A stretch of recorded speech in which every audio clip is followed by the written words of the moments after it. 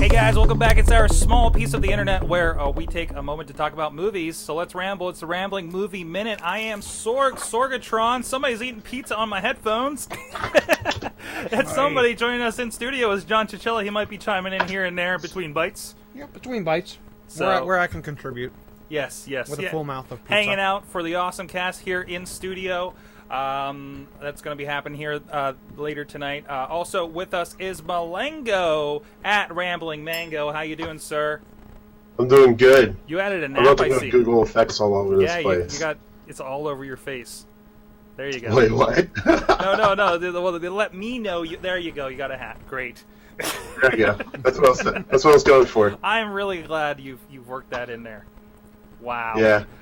There you go.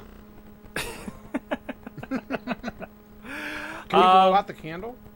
What's that? Will the candle blow out? Nah. It won't let me. Oh, no. Sorry, Mike. Hey, should we do this thing? We should talk about movies. Holy crap, we should talk about movies. Of course, if you want to join us here, we're over at sorgatronmedia.com, where you can join us live here at 5:30 p.m. Eastern Time, roundabout on Tuesday nights. And, of course, find all the episodes on iTunes, on YouTube, and all the other stuff. Just go to sorgatronmedia.com for all the links for that and Mulango's funny glasses things. That's fantastic. This is why you need to watch the video. Or maybe a reason not to watch the video. I don't know. Mulango, what has happened at the movies this weekend? What is going on? Big week at the movies this weekend. We had The Rise of an Empire 300. That came out. Only got 43% on Rotten Tomato. Mm-hmm. But I kind of feel like, yeah, that's probably accurate. But it destroyed in box offices. Pulled in 45 million. So that's a good number for a remake of 300. Okay. Number 2, Mr. Peabody and Sherman. This movie I had very mixed feelings on. But, you know, I'll do my review later on in the show. I'm looking forward to it. I know Mad Mike, who's not here, said he saw it, and I'm curious to see what he thinks about it, too, because he's very critical about things like these, especially childhood things like this. It pulled in 32.2 million with a 77% Rotten Tomato, and that's actually been dropping. It started off on Friday with like a 90-something, and it's down to 77. And then coming in 3 nonstop, that's still in the running, with 15.8 million. So, yeah, that was the weekend. It was kind of interesting because I somehow got to see Rise of the Empires for free, not with a free pass, but I had like messed up glasses, so the guy gave us back all of our money. I thought that was pretty cool. Nice. And then I saw Mr. Peabody and Sherman on Saturday morning, a matinee showing at AMC, which I just realized I was supposed to get like free glasses and stuff, and I didn't get like the cool Sherman glasses, but or Mr. Peabody glasses, or was it Sherman? Whatever. I didn't get the free glasses, so I thought that was kind of annoying. But I saw it in a theater packed with parents and kids. Surprisingly, I mean, there were some jokes, very few jokes I laughed about, but it wasn't as much laughter as I thought it would be. But like I said, I'll get to the review later. So. Yeah. Awesome. So moving along, in news this week, some interesting stuff. There was a trailer just released for the Annie remake, which was interesting because since I watched it like 2 days ago, I've been singing "It's a Hard Knock Life" for the Jay-Z. Yeah, you've been all over this on Twitter, I've noticed. Yeah, I mean, I don't know. Right now, I kind of have mixed feelings. I think it's good that there's a remake. I mean, it's weird in the sense that they are casting with a black girl as the lead. I mean, Cameron Diaz is pulling out jokes that I don't get, and Jamie Foxx. I mean, I don't know. I'm rooting for it right now.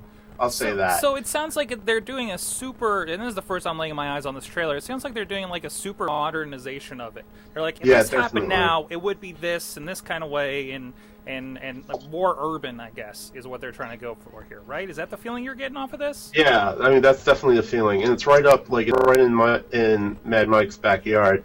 I mean, this is the Bronx, all over Manhattan. So we get to go to him for. Is this what it's like with New York and Little Runaways and whatnot? And when I was in New York, I didn't see that, but I just also saw orphans all over the place when I went. It was bad. It was horrible. I know. Running wild, flying helicopters with Jamie Foxx. I just saw the helicopter spot. What the hell? Yeah, but yeah, like I don't know. What's that, Chilla? I said if this is what it's really like, there's going to be a spike in orphan uptake in New York City. Kids are going to be running away going to orphanages. We're like, Annie says it's so awesome. I want to go to New York to be an orphan. There you go. Yeah, I mean that's interesting. Hey, we had a Sin City trailer that was released this weekend, packed, loaded with freaking stars. I don't know, Mike, if you have the trailer on it. I'll try to bring it up here, but I am definitely very excited about this one. Huge fan of the first Sin City. I've read some of the books that comprise the first one, because the first one was really just like several, just several Sin City volumes, because Sin City is like a broad thing, deals with different characters. Some of the stories kind of interweave, a lot of them don't, so you got to see that kind of go back and forth as far as that show went. So this one's A Dame to Kill For, which I don't know if that means it's just that book or if they are going to put more into it. But still with the style, great line of actors. Mickey Rourke is coming back for this one, so I'm pretty happy about that. I'm looking forward to it. Yeah, you got Bruce Willis coming back, Jessica Alba's in the cast again. Like, the big thing for me when I watched this trailer was, like, I understand the stylization that they were going for, but I think it's the same issue I had with 300. I mean, the last time we had a Sin City was 2005. Same with 300 in 06. So, we're going on almost eight years for both of these, and they're keeping true to those exact styles that made them so... I know it's based on the graphic novel style as well, but they're sticking very hardcore to those dynamic styles. But it works for this. My other problem... Sorry to interrupt, but my other problem with, like, another 300 was everybody has done a 300 style movie. I can't think of anything other than The Spirit that really went by this kind of, like, black and white, weird Death Keller, kind of style to it. That one did horrible. So at least they didn't keep going. If that was successful, then you would have seen 10 of these since. We're going back to the well. We're going back to the original people that made it. That a lot of them were in it. The original source material, and they were so incredibly to the detail. Reading the comic, it is almost line for line. Well, then if that's true, then I'll recant on my second comment, saying it feels like there's too many storylines, but it seems like that could be true to the comic. Like I said, this is A Dame to Kill For, so it may just be one. Could be one. I don't know if I've read this one. Yeah, because I didn't read the comic book, so watching the trailer, it just seemed like, man, is that all the same line? Like, are we all coming? Like, I don't even remember in the first movie. I'm gonna have to go back and watch it. If everything ties back to like one central point, I thought the first movie had like three storylines. There was three storylines, but there was a lot of interweaving of it. So it kind of came together, but it didn't. Like, a lot of them seemed very incidental. Like, kind of it felt like a very Pulp Fiction kind of way. Yeah, on another, I don't know if this is a depressing side note. I mean, I'm one to listen to Lady Gaga sometimes, but she's going to be in this movie. I'm not mad about that. I'm not mad about that at all. I think I'll be fine. Listen, Sin City is just messed up enough. I almost use a different word there. That Lady Gaga completely makes sense in this movie. She'll be right at home. Looking forward to it.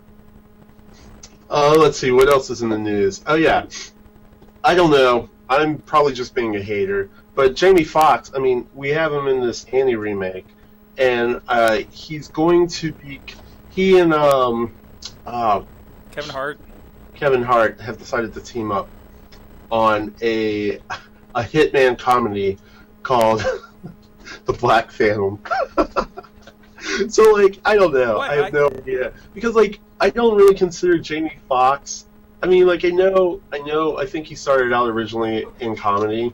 So I don't know if we consider him comedian or comedian actor or actor with comedian/musical influence. I don't know.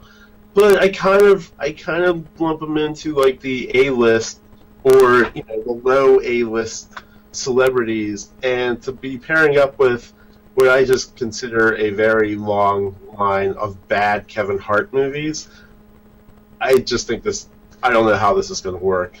I think it's going to be weird. There's another line in Kevin Hart just being the in thing and snagging, projects left and right. We'll see if we actually, know who he is in 5 years. Yeah, I mean, because Jamie Foxx is even going to be in Spider-Man. And, like, with their revamp with Spider-Man, I mean, I know it's not going to be a recurring villain, but it's a big franchise. Yeah. That, I don't know, it's just weird. Jamie Foxx has always kind of done the other kinds of projects, though, right? I mean, he's always, he's done like I said, he's done the comedy, he's done everything. So he's kind of opening himself up to be able to take any kind of script he wants to, I think. Yeah, you're right. I mean, he did play in that really bad Valentine movie. Exactly. So, I guess he kind of, like, whatever comes along, I'm sure he's like, yeah, we're cool. Well, let's do this type conversation. Hey, Gotham reveals a new logo. Fox's Gotham reveals a new logo. This is Fox? I thought it was going to be a CW thing. No, I think, in the article, I believe it said Fox. Oh, wow. I don't know how I feel about that. Yeah? I mean, I don't really remember the last great, besides, like, Terminator. Yeah, I go with the way that they just completely killed off Terminator when it was getting, like, better ratings than the show that came after it.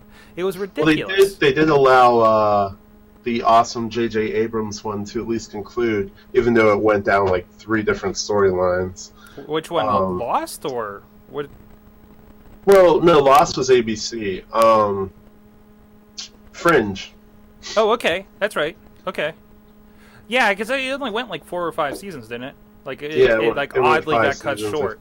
So, and it seemed like it was I liked the most of the first season that I saw. It's one I definitely want to get back into. I hear good things about this. I was more under the impression that it was going to get a similar treatment to what we've been seeing in Arrow and presumably Flash coming up. I'm now iffy about this now that Fox is involved. Really? Yeah, I just don't think it's going to get what it's worth. It's probably going to be good, and for some reason they're going to kill it off. I'm really weird about these. I'm always worried about these. For some reason I wasn't worried about Arrow, but this... I'd be worried if it was CW.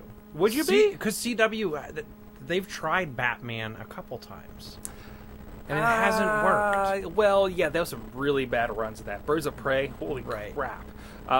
They sort of were starting to bring in a Bruce Wayne type character and decided to then make him something else in Smallville. Mm-hmm. It was like an Adam Knight or something was supposed to be the guy's name, right? It was super weird. I don't know. We'll see. That has me a little worried. I mean, reading the synopsis behind this, I don't know. It has the potential to be something I think very intriguing. Mm-hmm. I'm already seeing places where we might start poking holes, but I mean, I don't know. It's gonna be one of those Smallville. I do feel like it's gonna be one of those Smallville-esque things where there's gonna be a lot of kind of leaps of faith in the mythology and changing that. A lot of people are going like, oh, really, we're doing this because it's following Jim Gordon. They are going to do Harvey Bullock, who was like one of my favorite characters in the animated series. So it's now this is saying that it's going to be more about the detectives. Yeah, but I thought there was going to be something about Bruce is going to be involved in this. Bruce is going to be 12 years old. Okay.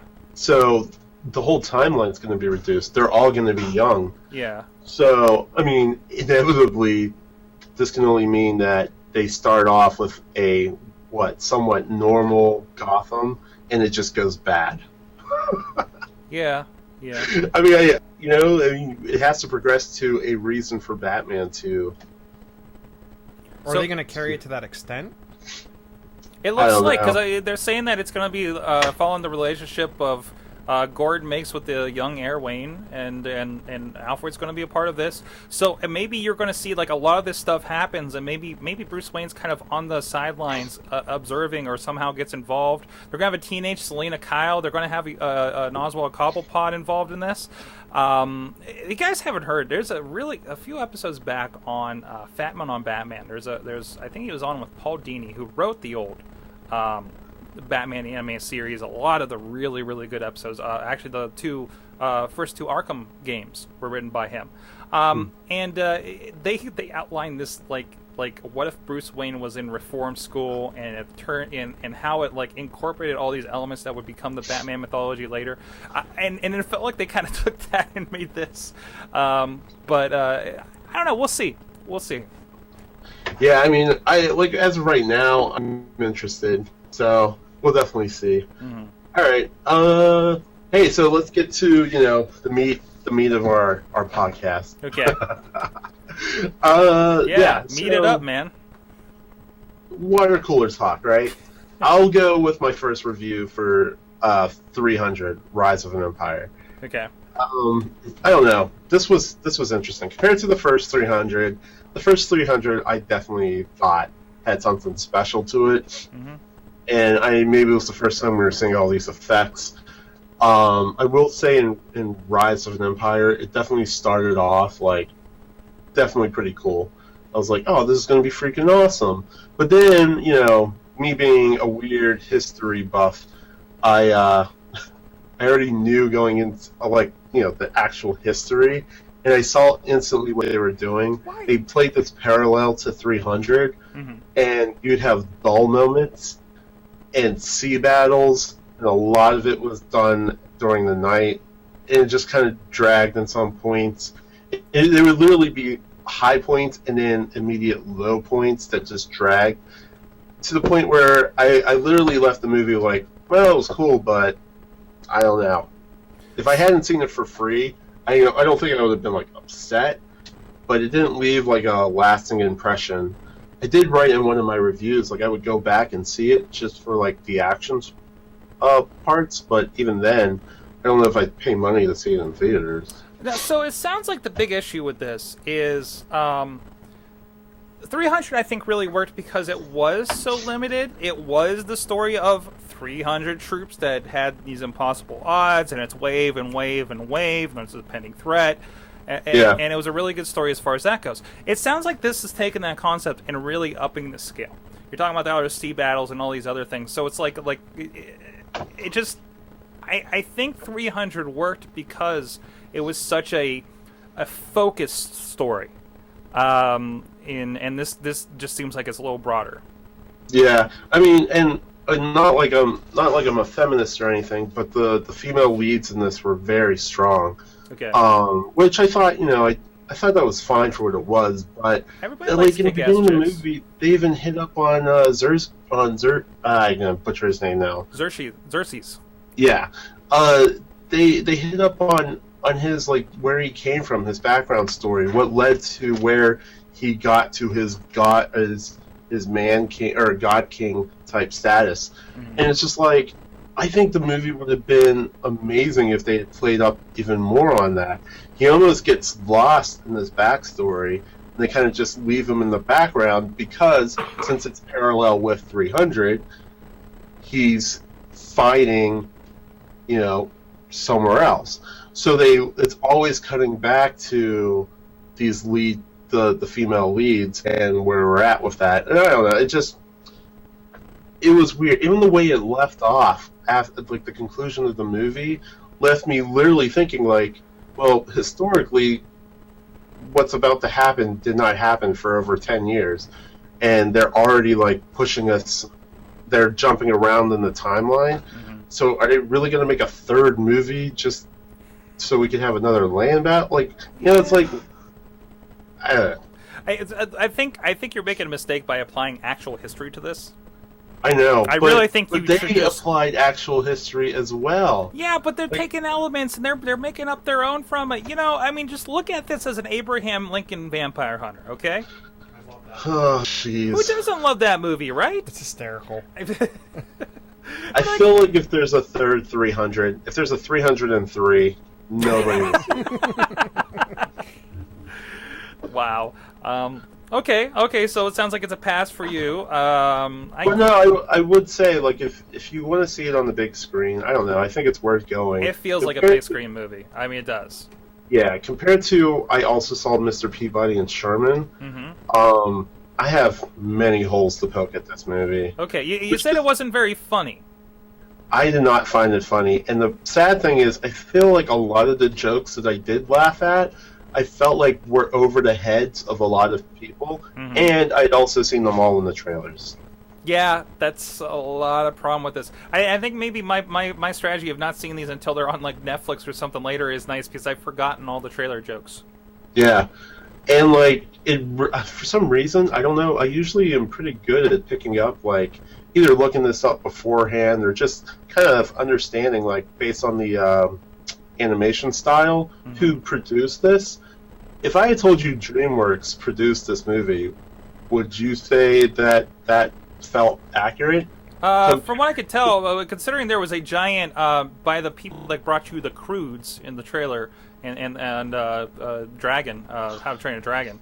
So yeah, but you gotta think they're also aren't they getting to the point where they're like multiple teams at DreamWorks concurrently doing things and directing things? It's like Pixar. Not one Pixar always meets the same quality. They have a great formula for things, but there's the way they can currently do things. I think, just because it's DreamWorks doesn't mean it's automatically awesome, because who knows what fraction Splinter team and DreamWorks put this together.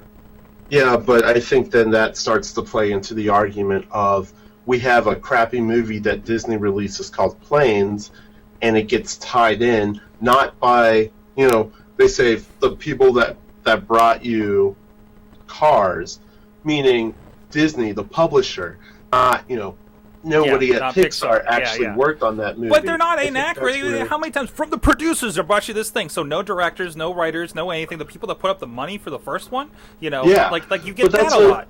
I mean, I just feel like the progression that DreamWorks was making from How to Train Your Dragon, I saw the preview for How to Train Your Dragon at this movie, and it looks freaking amazing. And then, when even the Croods was a phenomenal, very well technically and story-wise made movie. And I think it's like developers, man. I think it's like you can. I think you can.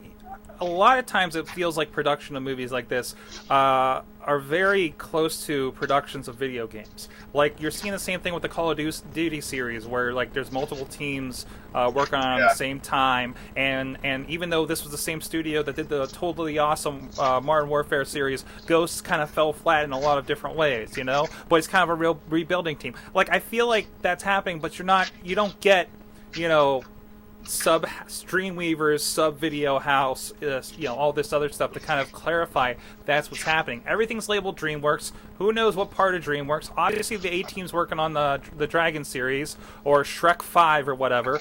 And this is like maybe the B+ team in comparison. It doesn't look bad. I mean, it looks better than Planes. From my angle, definitely, it definitely looks better. Yeah. I mean, I don't know, like. It's one of those movies that I will say, personally, for me, I wouldn't recommend it. But if you have kids and you're looking for a movie to go check out, this might be something that that parents might enjoy, that kids might enjoy. Like, I don't know. And like I did on Beyond the Trailer, I forget the girl who produces that, but that podcast Beyond the Trailer. Or her YouTube channel Beyond the Trailer, she made a very compelling point as saying that if you're an adopted kid or a foster parent, this movie has strong points to it. Nice. It also plays very well on making history somewhat fun, Good. And I almost agree. I almost wish it does become a series. Like DreamWorks has been so good about bringing those over. Half of them are coming to Netflix. You're getting Turbo, Shrek, Dragon. I think is maybe coming to it too, or at least they were at least on TV. You almost wish that this does become another maybe like a Carmen Sandiego type thing where that history keeps going.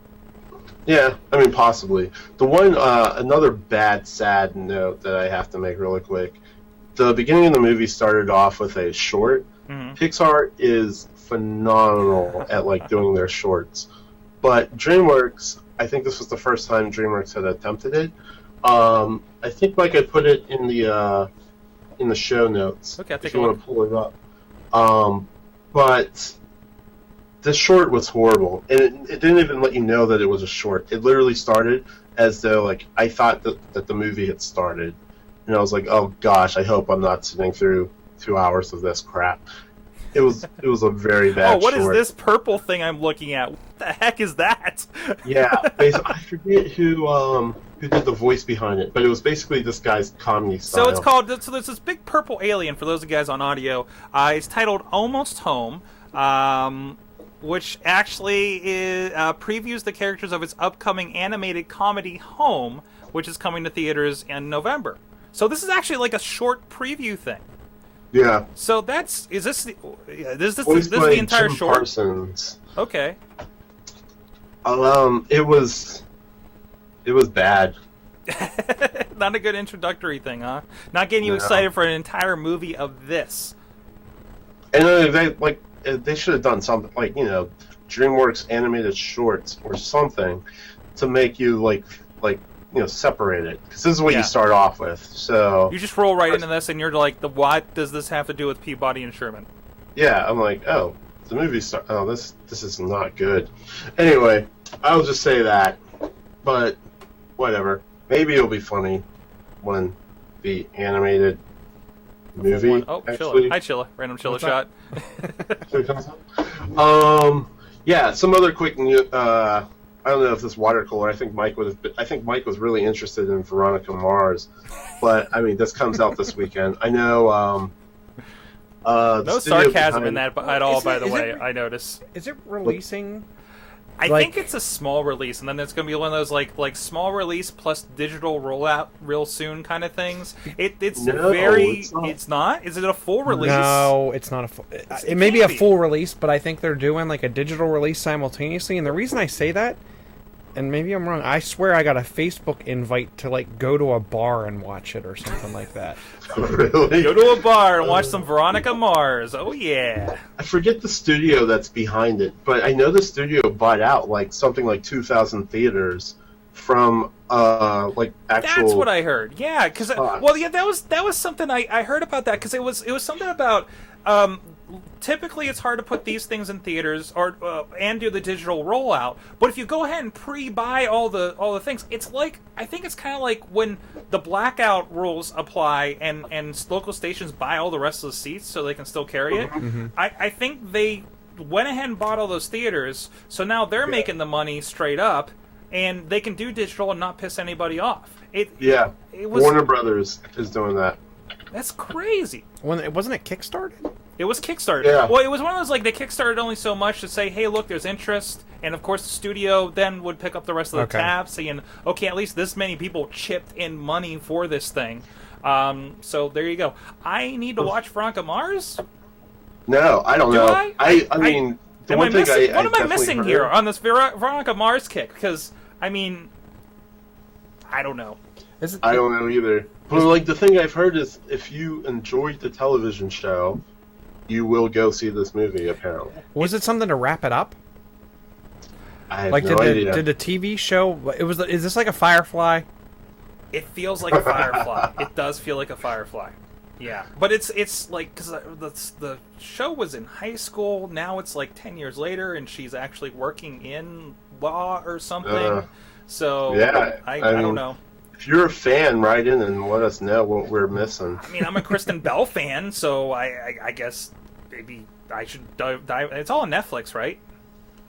I don't know. All the original stuff. It's been on and off, at least there, Amazon Prime. So I'm sure you can catch up with it somewhere just to get on this. So, Well, like, Chachi saying it's not a bad show, and yes, it's like Firefly.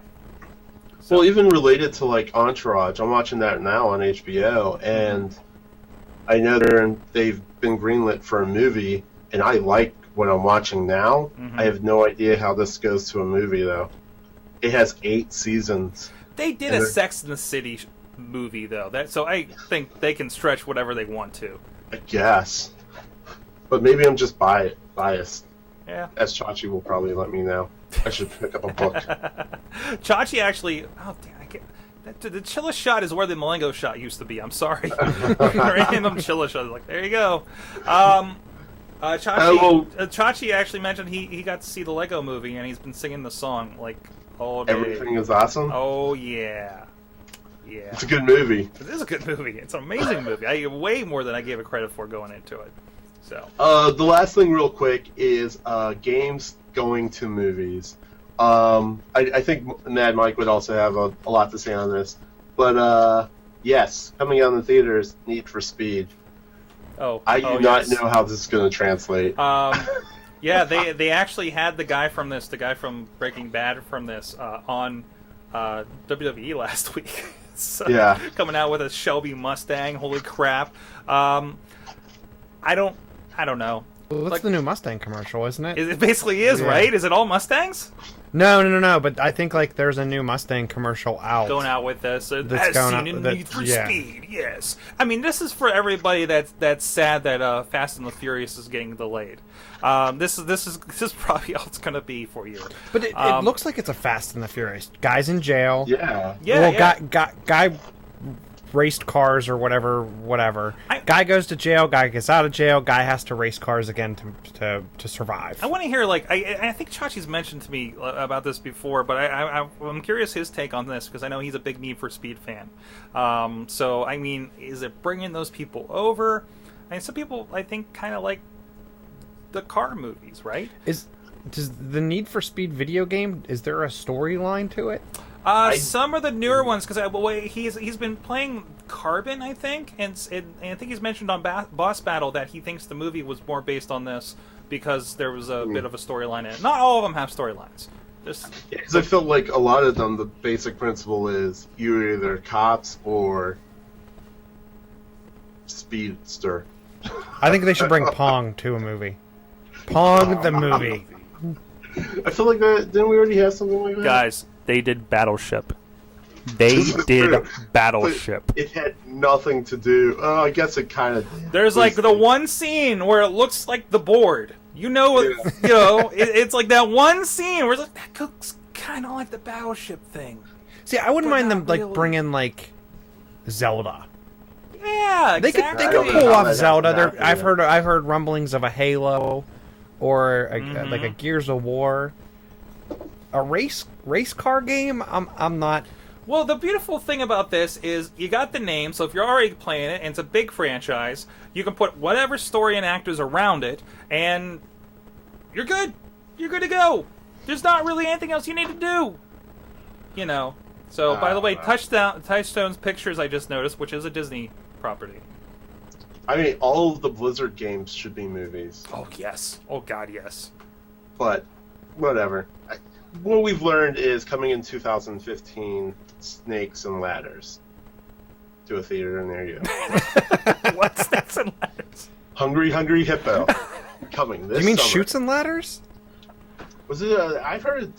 Let him go. Just let him have it. Just let him have this. Well, we might be able to come up with a new game. There's also a Snakes and Ladders. Is there? Mm-hmm. Maybe it was like the miniature version. Chachi brings up Super Mario Brothers, the movie, and also leaves Zelda alone. I think that makes people really gun shy about that. I mean, Nintendo sits on a lot of good properties there, and I don't think they maximize them. There's some story about they're actually hiring a new person and redoing their licensing and everything for Mario. It just feels like, man, they just missed the boat on so much. Mortal Kombat was a bad movie. The first one, not that bad. Now, I'm comparing it with the Street Fighter movie. Great article. Oh, where did I see that? There's a great article on Polygon about Street Fighter the movie, what went wrong. And it was the writer for the first 2 Die Hard movies directing, and it was his directorial debut. So, yeah, I don't think he got too many after that one. I didn't get through the whole article. It's a nice long article about it. And was Street Fighter the movie, was that the one where Chun-Li was played by the girl from Smallville? That was the Beast? later. That was the like. Or was that just Chun-Li? That was just like the Legend of Chun-Li or something that they did later, and it had nothing to do with Street Fighter whatsoever. It's like we went from let's do things exactly how it looks in Street Fighter to meh. Yeah. So it actually started off pretty cool, and then it lost me. I was like, what? I've dozed off. I'm like, I don't fucking. But anyways, that's a whole other thing. Checkers. New Hitmonkey. Hey, tell me about Single Moms. Oh, yeah. I have no idea. I don't. You have it listed here with the trailers, so like I don't know what's going on with this thing. It's coming out this weekend. Okay. That's all I know. The only reason why I even put this in the battle is because I feel like there are a lot of women that are going to want to go see this. Terry Crews. There you That's go. it. I'm sure he takes his shirt off too. So I don't know. I'm kind of interested. Like right now, the audience rating. Oh, from Tyler Perry. You didn't tell me that. That too, but I mean, I want to see what this does in this weekend's like battle, because I don't think it'll be a dark horse. I think it will fail miserably. But I don't know. It's going up against Veronica Mars. I don't know how this ticket sells. Doesn't the Tyler Perry stuff usually do pretty ridiculous? It does, but I mean, it's never. It's all in retrospect. I think he spends like 5-10 million, and then it makes like grosses like 30 to whatever, and it's considered a huge success for him. So, because if you look, like the best movie coming out this weekend, I think is Bad Words, and I haven't seen anything on television previewing it. Oh, I saw previews on TV for it. You did? It looks hysterical. So what is this? What's the concept? Basically Jason Bateman, and spelling bees. That's it. That's it? He's in spelling bees. He continues to be in spelling bees, probably because of some childhood thing. No, he finds a loophole that I think that he never graduated elementary school or something. Yeah, like 4th grade or something. Wow. So he's therefore allowed to enter like all these spelling bees. I am a fan of this concept. Who does this? It feels like a Mike Judge movie. Who's directing it? Let me think. I don't know. Rotten Tomatoes won't tell me. Rotten Tomatoes has got a really good rating on it. That's cool. Yeah, it's Andrew Dodge. That's not who you said, though. No. Mike Judge is probably too busy with his new HBO show, Silicon Valley, which also looks pretty funny. So yeah. So I mean, in the battle for this weekend, that's the one that I am banking on. Need for Speed. I don't think I'm going to spend money to see that. And Veronica Mars, I don't know how that's actually based on like what the studios did. So they make all the money. I have no idea how this is actually going to be factored in for ticket sales. So it'll be an interesting weekend. All right. So hey, what are you watching? I did wrap up True Detective. Okay, not as mind-blowing as I thought, but a pretty good ending to that. I'm really happy with that series overall. Now it's all up on HBO. If you have HBO Go just slam through the entire 8 episodes. It's a good 8 hours of your life. It's going to be a little slow, but if you're into it and not distracted, you have to be focused on the thing. And I still miss stuff. Is it going to continue? I'm actually thinking about picking it up. Is there going to be another season? I don't know. I thought I heard rumblings of it, but I'm pretty certain you're not going to have the same 2 guys because the way the format is. Okay. Because the whole series takes 20 years. Okay. So. No. Yeah. Oh. Yeah. And also, I did watch movie 43. Well, was it Mad Mike who was like He said that's the movie to watch. And you know what? It is not the humor for everybody. If you enjoy like, I like crude movies. I enjoy the crude movie next to, like, and actually the guy I carpool with on Mondays was telling me, like, if you, like, I think he harkened it back to the days of Porky's. And okay, cool. I think if you dig this movie, it tells me what kind of personality you have. But yeah, a lot of. I can't even. How do I even explain this, Mulango? You saw it, right? I explain it as banging your head against a bunch of open lockers in a school hallway. And no, that's accurate. That's completely accurate. If you just like, I have an hour and a half to kill. I want to see a lot of random. Holy crap! How did they get this guy in this movie? Actors in a loosely, not even at all tied together movie that's kind of about movies. And stick around halfway through the credits. Because it will change your life. A lot of piss jokes. A lot of. There was a joke about a girl that was on a rag for the first time, with like half the cast of Kick-Ass. It was like, what's going on here? Hugh Jackman with balls on his shin. It was pretty. Yeah, it was. Oh god. A lot of poop. The Batman Robin skit started off so well, and then the way it like just ended, you're like, is that what they were really going for with that? Yeah. Really, really weird. Really weird. Oh, jeez. It's on Netflix. If you're looking for a time killer, enjoy. Go for it. That's all I can say. It's a very deserving as the raspberries. It took them 10 years to do this movie. Oh, God. Somebody's magnum opus right there. What the hell is it? What else is going on? What are you watching? What are you recommending? So sad. Well, let's see. I actually forgot the one movie I was going to recommend.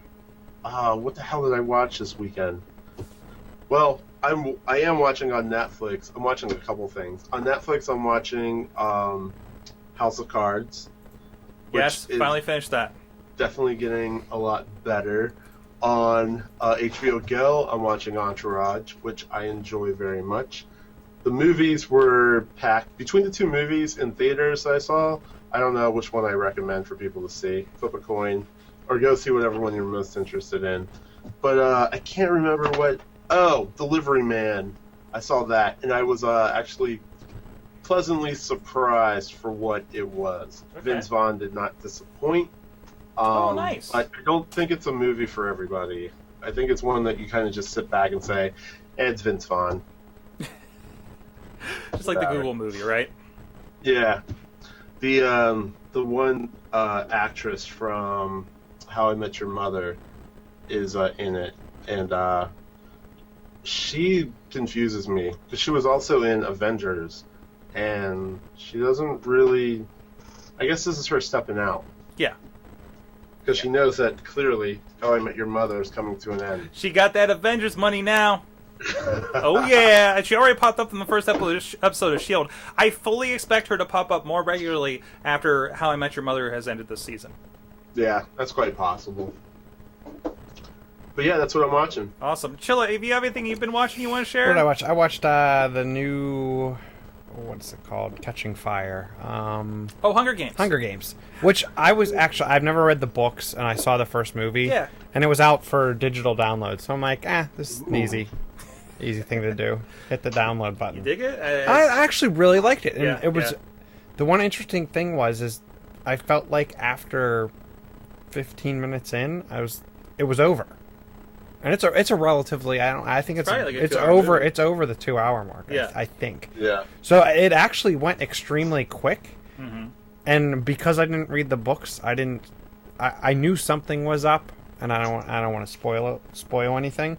I knew something was up, but I couldn't figure out what. And the end is really, I was like, when's the next one coming out? I will say that's the one movie that I hadn't read the books for, and after that movie ended, I picked up the freaking book. Oh, wow. Wow. I gotta see how this crap ends. Yeah. Because I mean, with the first one we went to as let's go see a movie.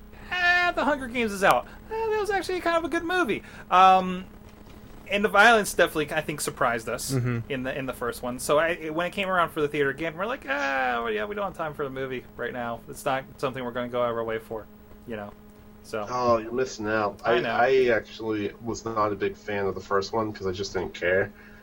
And my little brother made me go see it. But the second one was much better. And the book is even better for the third one. Well, you got to think, there's less setup. It has to be. Like, they can go right into whatever they get into, I'd imagine. So, I think that's why I'm going to hit Bliss here in the coming weeks, if I get a chance.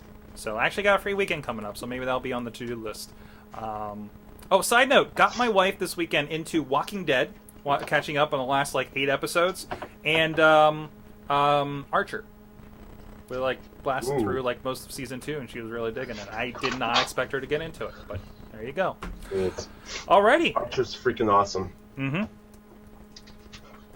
Yeah, that's it. That's all I got. That's all you got. Of course, hey, I want to give a plug out audioshocker.com. I'm going to be on this week's podcast Verite. Remember we talked about last week the Ninja Turtles Transformers argument and how they have it. Why are they rebooting? I brought that subject up again, and they're going to talk a little bit about what we do here. So go check that out. I post Wednesday afternoon at audioshocker.com. You can find them on Stitcher and iTunes, but not for long because that was apparently the last podcast Verite they're going to be doing as they're wrapping up here in April. But go check them out, support them, tell them, maybe you can convince them to stick around. There are a few fun guys that we met at PodCamp a few years ago, and we had them actually on cool Awesome guys. Cast last month. So have me on your podcast if it's gonna die. Is the lesson that we learned here. So. And of course, if you want to join us here, we're live Tuesdays, 5:30 p.m. Eastern at sorgatronmedia.com. There's a link right there on the front page. It says, hey, come here and click the link and blah, blah, blah. So there's that. Check out all the episodes at sorgatronmedia.com. And of course, find us on iTunes, on YouTube, on Stitcher, all those places. Or subscribe to the Sorgatron Media Everything feed so you can get all the audio properties that we put out here on Tuesday night. So with that, thanks, Mulangos. Thanks, Chilla, for hopping in here since you got here early. It's a nice day, so you dropped by. Yeah, I love that. We'll see you guys next time. Enjoy the movies.